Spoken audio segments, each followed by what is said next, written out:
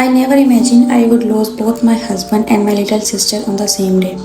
Finding out your spouse is cheating is devastating. Finding out he cheated with your own sister, that's kind of betrayal that changes you forever. Even now, months later, I still wake up wondering if it was all some horrible nightmare. Unfortunately, it was not. I am 31-year old and my younger sister Emma is 29. Growing up, we were incredibly close. She was not just my sister, she was my best friend. We shared lots, secrets, birthdays, vacations, everything.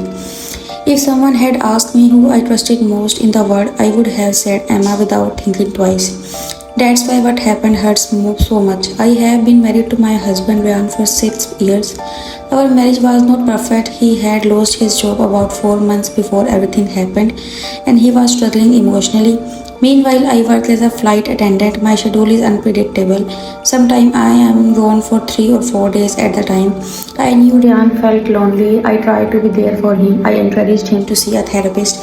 I updated him whenever I landed in another city. I even surprised him with weekend trips whenever I had time off.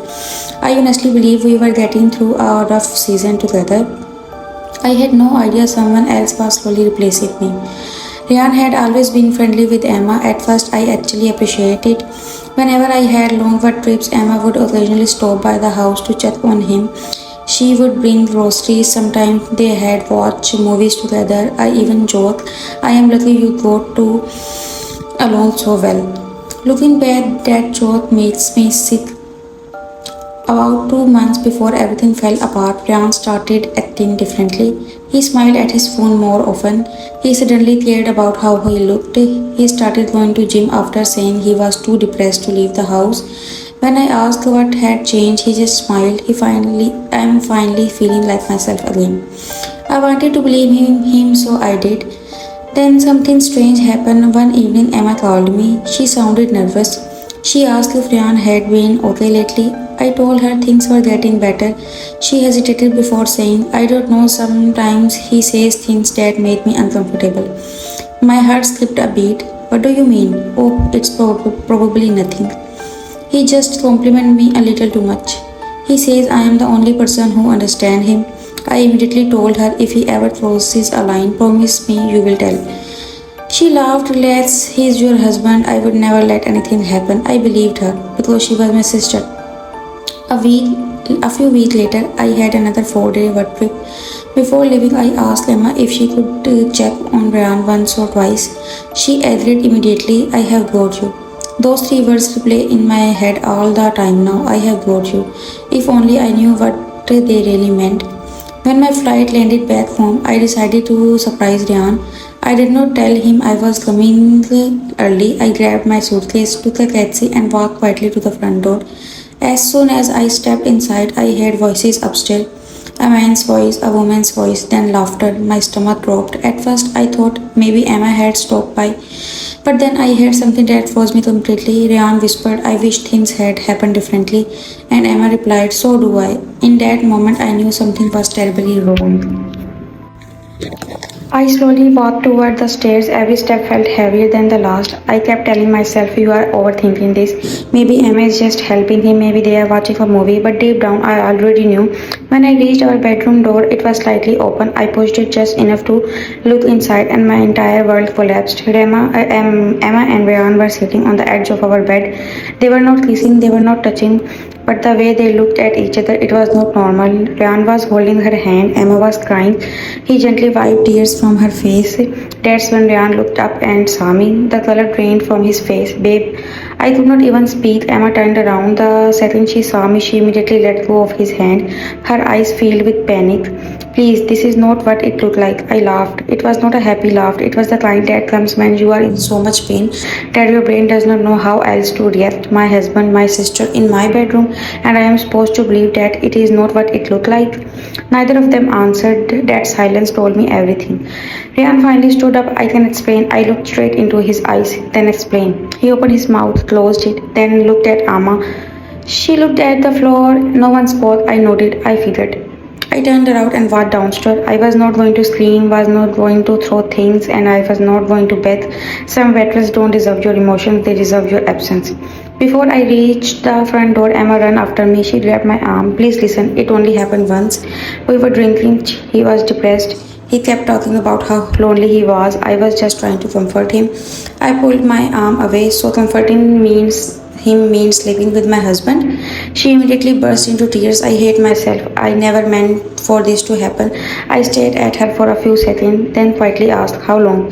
She did not answer. Emma, how long? She whispered, about 3 months. 3 months, every family dinner, every birthday, every funeral, every hug, every I love you. It had been a lie. Ryan finally walked downstairs. Don't blame Emma, it was my fault. I could not believe what I was hearing. My fault? You both lied to me for months. He rubbed his face. Our marriage was not working. I felt alone. You were always traveling. I felt something inside me snap. So instead of talking to your wife, you slept with her little sister. She looked away. He knew there was no excuse. I grabbed my suitcase. Ram followed me outside. Please don't leave. We can fix this. I looked at him one last time. No. You brought the only thing that could never be repaired, my trust. I got into my car and drove straight to my parents' house. I cried the entire way, not because I wanted Ryan back, not because I wanted Emma to apologize. I cried because in one afternoon I had lost my husband and my best friend, my sister. The next morning, my phone exploded with messages. Ryan kept calling. Emma sent paragraphs after paragraph begging for forgiveness. But one message made my heart stop. It was from my mother. She wrote, your sister told us everything, and we need you to come over immediately. I thought my parents would support me. I thought they would be furious with Emma. I had no idea that conversation was about to make the betrayal even worse. I drove to my parents' house, so just hoping someone would be on my side. Instead, I walked into another betrayal. My mom and dad were already sitting in the living room. Emma was there too. Her eyes were red from crying. Ryan was not there. The second I walked in, my mom stood up on his, honey, please sit it down. I looked at Emma. No, she can leave. Nobody moved.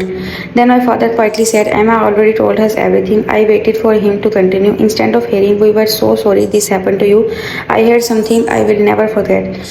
Your marriage has been struggling for a while. I stared at him. What does that have to do with anything? My mother reached for my hand. We have been working all the time. You have been working all the time. You were hardly home. Ryan felt neglected for a second. I honestly thought I was hallucinating. I slowly pulled my hand away. So you are blaming me? My mom immediately shook her head. No, sweetheart. We were just saying if relationships are complicated. I looked at Emma. He could not even look at me in the eyes. Then I asked the only question that mattered. Did they know? Silence. I looked back at my parents. Did you know they were seeing each other? My dad closed his eyes. We suspected something. My heart shattered. You suspected it and nobody warned me. My mother started crying. We hoped it would end. I laughed through my tears so everyone knew except me. I walked over to Emma. She finally whispered, I am sorry. I hate myself. I never wanted to hurt you. I looked at her for a long moment. Then I quietly said, if I had not come home earlier, were you ever going to tell me? She did not answer. That was my answer. I turned toward my parents one last time. I did not just lose my husband today, I lost my sister and I lost my parents too. My mother burst into tears. Please don't say that. I picked up my purse. No, you did not choose me when I needed you most. You chose the person who betrayed me. Then I walked away. None of them followed. The next few weeks were brutal. Ryan kept sending flowers, letters, long email promises, therapy, promising he would change. He deleted every single one. Emma tried. I deleted every single one. Emma tried apologizing too. She even came to my apartment. I never opened the door. Some apologies come too late. 3 months later, the divorce was finalized. Ryan moved into a small apartment by himself. As for him, Emma, the guilt eventually destroyed her relationship with the rest of the family. My parents realized too late that trying to protect everyone had cost them their relationship with me. They apologized over and over, but some trust never came back. It's been almost a year now. I am happier. I started therapy. I changed jobs so I could finally spend more time with my own. Some days still hurt. Family photos are difficult to look at, but they feel strange. Holidays are quiet, but I would rather be alone than surrounded by people I can't trust. Sometimes people ask me, would you ever forgive your sister? Maybe one day I will forgive her for my own peace. But forgiveness does not mean giving someone another chance, because once someone proves they are willing to destroy your life, believing them again is not kindness. It's forgetting the lesson they taught you. So I am asking you, AITA, for cutting off my husband, my sister, and even my parents after discovering their betrayal. Let me know in the comments, and I will meet you in the next one. Bye bye. Ta-ta.